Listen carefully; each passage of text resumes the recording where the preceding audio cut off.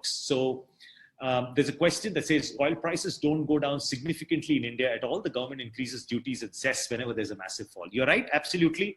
And I think that that's how the government is trying to fill its fiscal deficit gap. Because since India is a country that imports 80% of its oil requirement, just reducing the price according to the international prices sometimes does not give the benefit to the government, and they increase the duties and cess, which they have, for instance, this time around, to sort of take care of the government finances. And we must be, in a sense, thankful for it. It's easy to blame the government sometimes to say that why not, but I think I would be thankful because, if it was that we had to borrow too much, and if India's rating went down, we are already BBB minus. And if we go down from here, a lot of selling in the markets will happen from more FII and others. And that will hit the currency, it will hit the markets, and will take much longer to come back. So far, so good. You can argue good or bad, but I think so far, so good as far as that's concerned. Yes, the reduction is not passed on to the end user. Companies and governments, shared the benefits of this. I'm not sure about companies, but yes, government take the benefits out of all of this. I agree with Mr. Natarajan there. It's about outside India inflow versus outflow. Ignore the world, outside. So I don't know exactly what this means.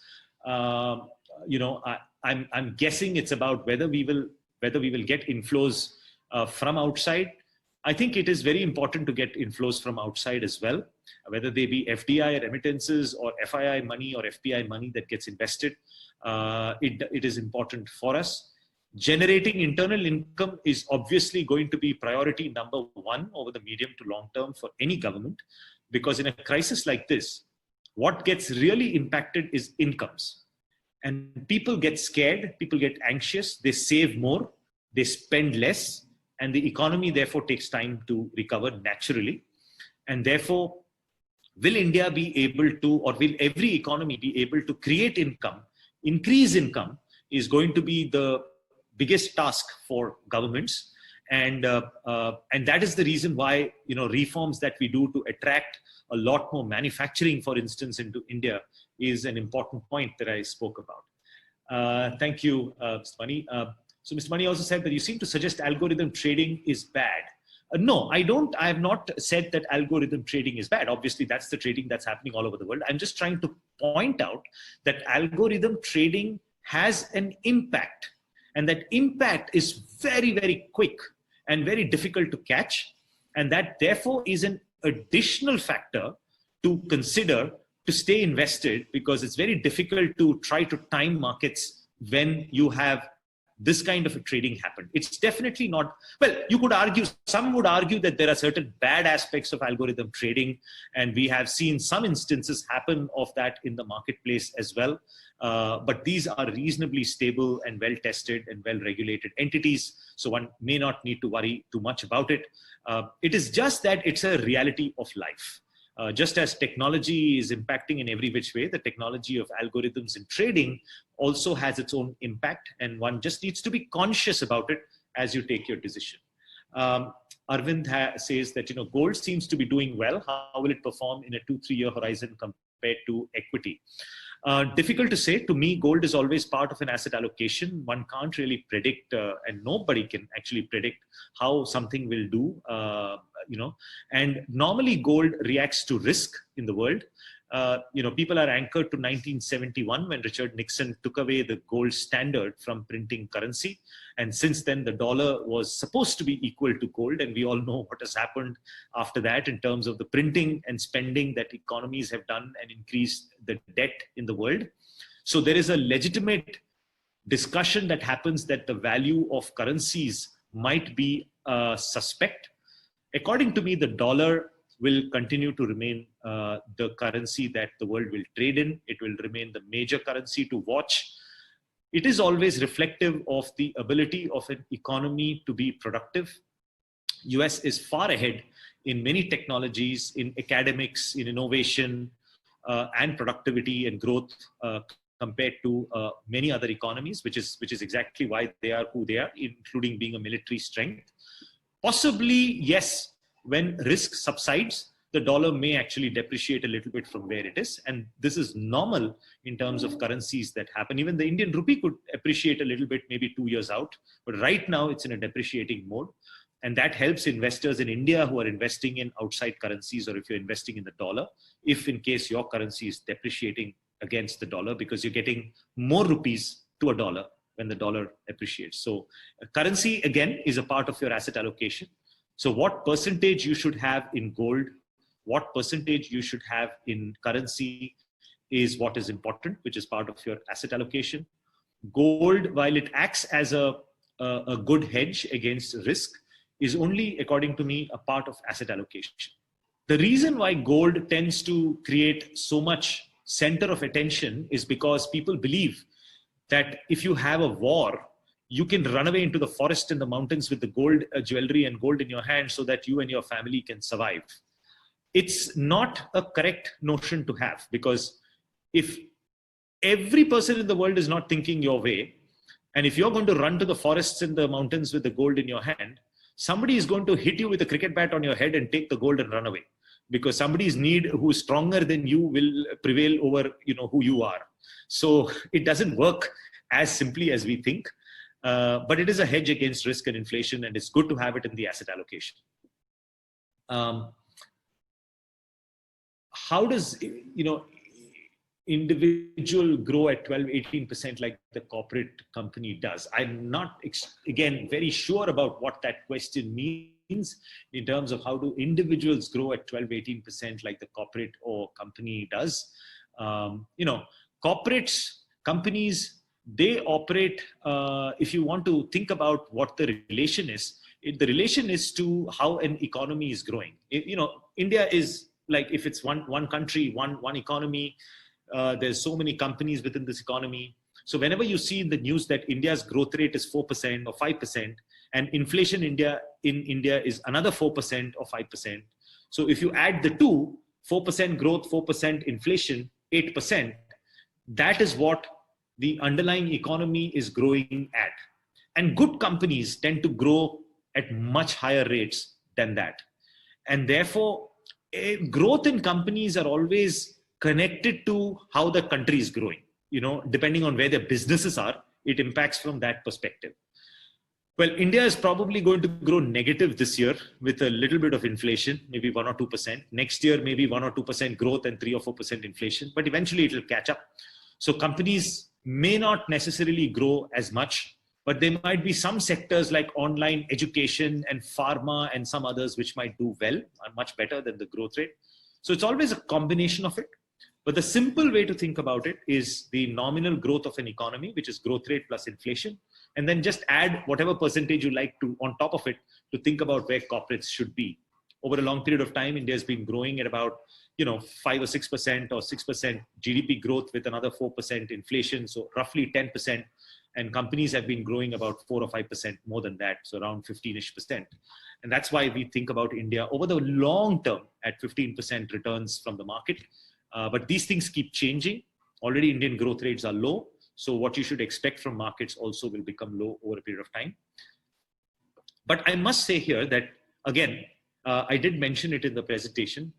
All you need to worry about is inflation. Inflation is what changes everything. Inflation is what changes the government to change the interest rate. If inflation is too high, they'll change the interest rate too high. If the inflation is too low, then they'll bring the interest rate also too low. So right now inflation is low, and what everybody believes as experts is that because consumer demand has got impacted, inflation will continue to remain low for a much longer time. And if inflation is going to remain low for a longer time, it is good for corporates and companies because they can borrow money at very cheap rates and make bigger profits on it. And therefore, it's always good for equity investing, not so good for fixed income investing. And that's the relationship with the asset class. What's the probability? Mani had a question about with work from home becoming so prevalent, I see commercial real estate is going to do very badly. My worry is the domino effect of real estate sectors fall. You are absolutely right in this. Across the world, living, working, and playing dynamics are changing. And there is a possibility that offices will adapt They may not completely, change tomorrow to, work from home, but they will adapt. Spaces will reduce. Social distancing norms will have to be followed. Different kind of mixed use real estates will work, but people will change around to it, and we'll have to watch for the government's reaction and reforms to the real estate sector, like they have done in India a little bit. But we'll have to watch for it. Strong balance sheet companies will do well, for sure, in the real estate sector. But real estate sector has a large impact on employment in India, and therefore it does have an impact on consumption because of that. And therefore, as you rightly mentioned, there could be a domino effect. But right now, the expectation is that, this is still to play out, and the government will have enough, subsidies and things like that. And if inflation, like I said, is low, everybody can afford to earn a little low as well, because you're not going to not meet your goals. Because if, what affects your goals is inflation again. So, people will be okay earning a little low if inflation is also low. So I think there will be discounts and things like that, and the sector will quickly, adjust itself. There could possibly be also consolidation in the sector by stronger companies with stronger balance sheets, which is also good for the sector. So we'll have to wait and watch for it. What's the probability of bankruptcy of the top listed 140 companies that you mentioned? Very difficult to call these kind of things in terms of bankruptcy. What you will have to watch out for is debt to equity ratios in these matters, as to what can prompt bankruptcies in corporates where their income streams are completely destroyed and they're sitting with large debt in the portfolio. I can assure you that those kind of stocks, at least from my knowledge, is not there in any of the mutual fund portfolios, which is why that 140 companies are high quality companies. Of course, there will be risks, unexpected structural risks that might happen to certain companies or corporates. Difficult to call it. PGIM India, our Prudential Worldwide, we have two simple rules when we choose equity stocks. The first rule is that the companies should not have high debt. And there is something called the debt equity ratio, which we have as 2 for us to take a stock in our universe. Net debt equity ratio has to be a ratio of 2 times debt to equity, that means. And that has helped our portfolios during this crisis. Also, companies need to have 7 years of positive cash flow for them to be in our universe. And why 7 years out of 10 years? Because we have a 10-year time frame for companies, because 10 years means the company has at least seen 1 or 2 cycles. And cash flow is something that you cannot fudge, because if it is fudged, then it's a fraud, and that's a governance issue. You can manipulate a balance sheet. You can manipulate a profit and loss account. As a pharma company or an auto company, I can dump my stocks on my wholesalers and my dealers and show that I have done all the sale in my balance sheet and P&L. But your cash flow statements don't lie in terms of how much money is in the bank. So cash flow becomes an important factor to look at stocks in a portfolio. And debt equity ratio and positive cash flow are the 2 main factors on the basis of which Prudential picks up stocks in our portfolios. And this is what most fund managers, they will have their own criteria for following it as well. And good resilient portfolios will always work fine on the margin with 1 or 2 small stuff. So not to worry too much about it. Krishna Kumar has asked about how do you feel about the recent stimulus announced by the government will help to the economy to bounce back in the market. A lot of people have been very disappointed with the stimulus measures by India. I think expectations were set and not met. When you talk about 20 lakh crores, which is almost 10% of the GDP of India as a stimulus, but you end up actually getting very, just 3 lakh crores or 3.5 lakh crores out of it. And the rest of it is notional in terms of credit guarantees and subsidies and tax credits and things like that. It doesn't give people a lot of positive feeling. But I must say that India, if you think about it, from whatever I know of people who are talking within the government circles, they think that the Indian government is being a little smart. Let me tell you why. You see, India is not very strong as a country when it comes to internal finances. Our GDP is not growing. It is going to be negative. Our tax collections are not good. And therefore, when investors look at a country and look at these kind of things and the financial system is weak, we can't keep on borrowing and taking more money and pumping into the market. We will be really hurt structurally in the long term. Indian government knows that the coronavirus is going to come back, even if we control it in the next 1 or 2 months. Viruses come back once, twice, thrice before a vaccine is done. Again, lockdowns may be required in October, November, December, God knows when. I hope not, but that is normally how these will do. If you shoot all your bullets in the first phase and your second phase can completely kill you, the government knows that economies around the world has printed money and pushed it into the economy. That money will come into our economy first. And we can start spending a larger proportion in the second phase. Because believe you me, second phase might come. The high probability of it coming. It happens every time when there is a virus infection and no vaccine. So we have to be ready for it. And I think the government is saying that, listen, I will do stimulus, but I have to think about the future. If there is a second phase, it will hurt India much more. So let me keep the bullets for the second phase. So yes, in what has been announced right now, it looks like it is not too much, but I do believe that it is the right direction of what the government has done. And right now, the trust factor is very low in India for banks to give money downwards to small, medium enterprises, MSMEs, and the others. So therefore, the credit guarantees and the other things that the government is doing is in the right direction. And I hope that once credit starts flowing into the economy, things will start correcting faster. And that might happen sooner rather than later, according to me. Shivram says, your friends in China will tell you that there is a frenzy of consumption or revenge shopping underway, like a cathartic relief mechanism there. Do you see Indian mind, which is usually fatalistic in nature, doing the same? And if yes, can it slingshot the recovery to a higher trajectory? Shivram, you and I are made of the same cloth. We are both optimists. And right now, at least whatever my prudential bosses tell me is that, rather than being an optimist or a pessimist, you have to be a realist. But I can't help being an optimist. And I agree that my colleagues in China are saying that the insurance sector has taken off because people, as they've come back to normalcy, have realized that they're underinsured. And whether it is health insurance or personal insurance or business insurance, that has taken off in China. So, and revenge shopping, as you say, the Chinese are very, very, very big shoppers in the world. May not be like India. Indians may not have got there as yet.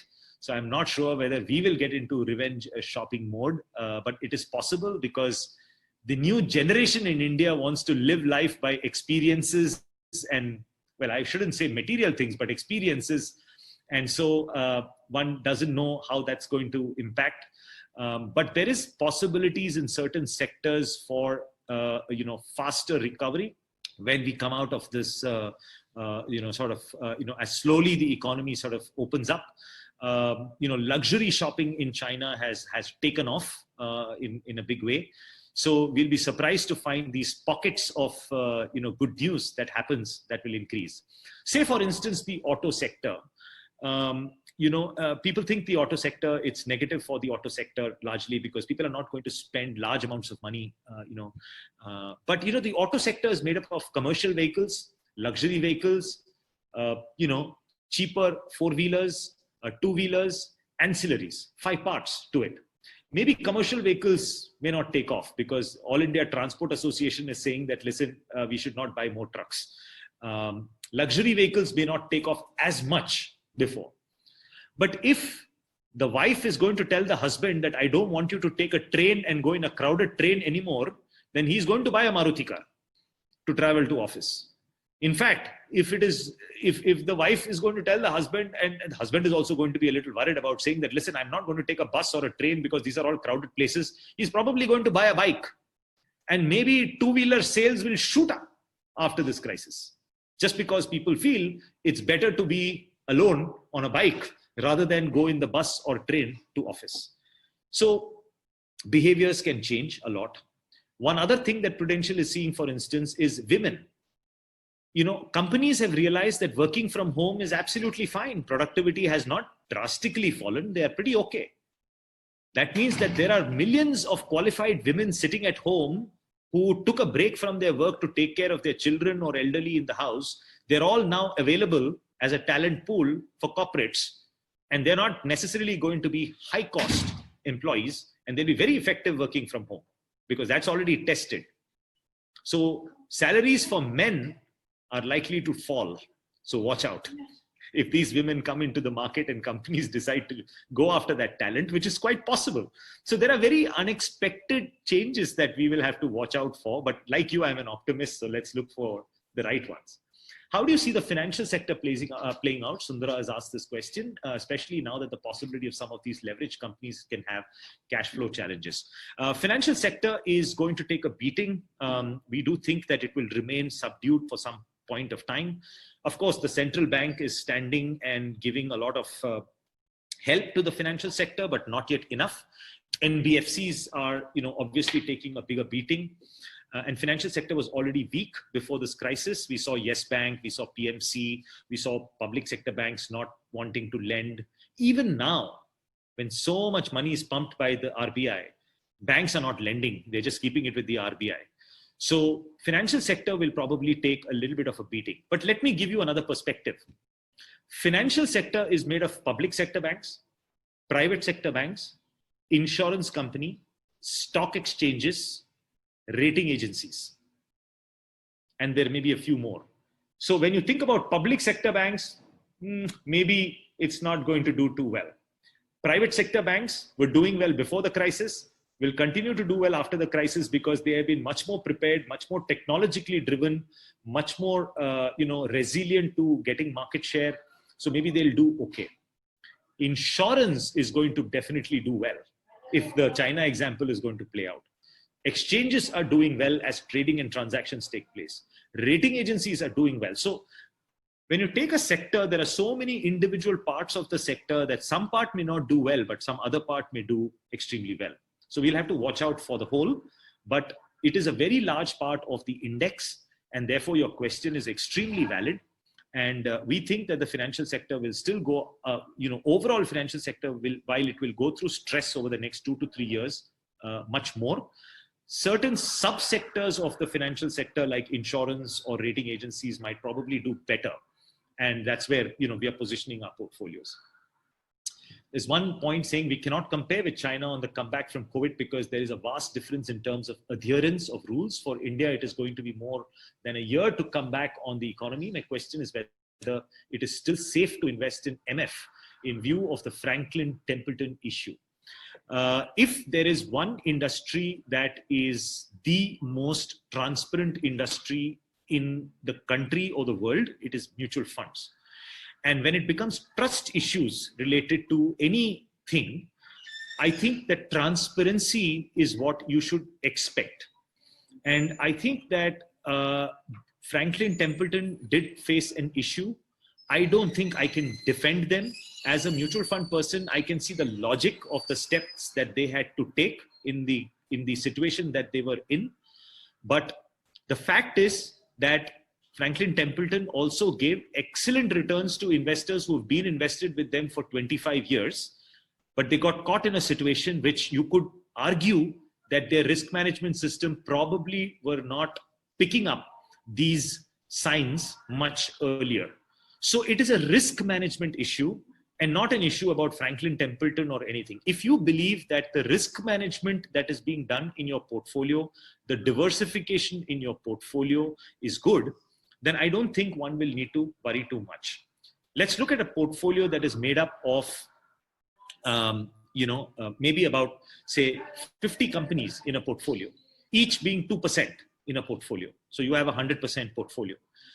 If that portfolio is today earning 8% or 10% a year, let's just say that it's earning 10% in a year. Now, if 2 companies or 3 companies go completely bust, which means that, since each company is 2% of the portfolio, 3 companies have gone out, 6% has gone out, right? But your portfolio is earning 10%, but now maybe it because of these companies going bust, all of the rest of the companies can only generate 8% in the year. What it means that you will gain back your capital within the year of the 6% that you lost. So it's more, I'm probably trying to make it simple, and it may not be as simple as that, but I'm just trying to give you perspective that a mutual fund is made up of many stocks in an equity portfolio, many papers in a fixed income portfolio. One or two should be expected that there could be problems or something could go bad. It is when you have an issue across the entire portfolio or all papers or a large percentage of it that you should have a problem. In most situations, if you wait when you have a crisis for a little longer, you will be able to recover the monies that you are probably having invested. It may not be in tune with your financial goals, but that's the best course of action to stay longer. Because in a crisis like this, if you force the fund manager to sell, you are actually just realizing your losses. So I don't want to defend a fund manager if they feel that they have not done the risk management that the way that they should be doing, and they were forced to take certain steps. But I do believe that there is no risk in mutual funds as a whole. It is the most transparent and diversified portfolios that you can get for investing, as long as you have a good advisor whose main role is acting like your risk manager, your compliance manager, which I know happens at Purple Pond, for instance, with the intelligence and the credibility and the competency that's required. You're in safe hands, and not to worry too much, according to me. Could you please suggest some diversified asset allocation metrics in terms of percentages for NRIs during this outbreak? I think that this is something which you and your advisor should have definitely a conversation on. But my sense is that as far as my asset allocation is concerned, and of course I'm not an NRI, so I know that you're asking from an NRI's perspective. I have about 45 to 50% equity because I still have a daughter and a son who has to go abroad for studies. I have my retirement goal in front of me. I have my dependent parents. So these are things which I am planning for. So I have about 45 to 55% as equity allocation, and the rest in fixed income, a little bit of international equities, and which gives me the currency exposure, and a small percentage in gold as well. And I have a financial advisor for the last about 10 years who's been taking care of it. I don't know the names of the funds I'm invested in, but I completely trust my advisor, because we have reviews constantly about, what is the approach to take and how far are we from certain goals. And I trust the process. I've done the due diligence on the process, and I'm very comfortable, with that process. Your asset allocation will be dependent on your goals and your specific life situation.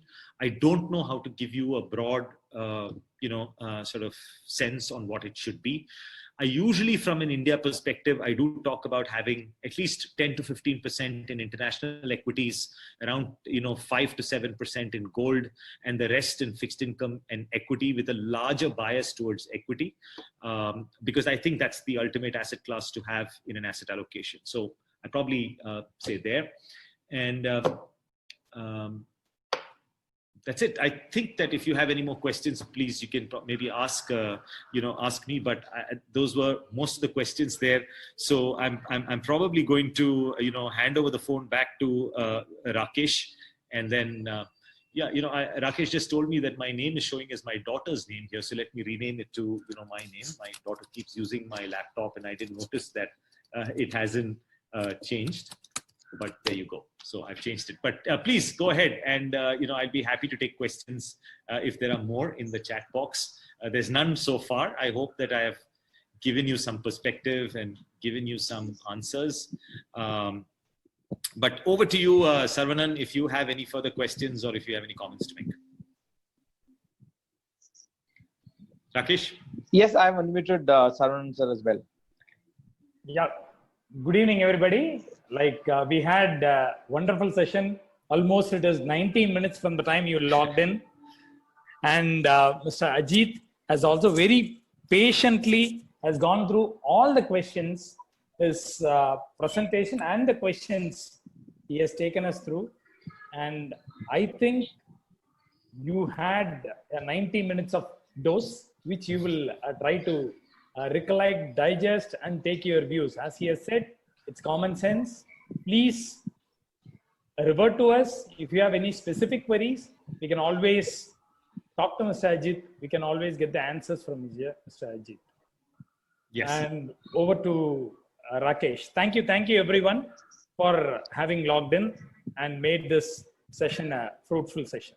Thank you so much. Thank you so much, and thank you to everyone for taking time out as well. Yeah. Thanks, Ajit. Thank you for your responses. Thank you for enjoying the session. See you later. Thank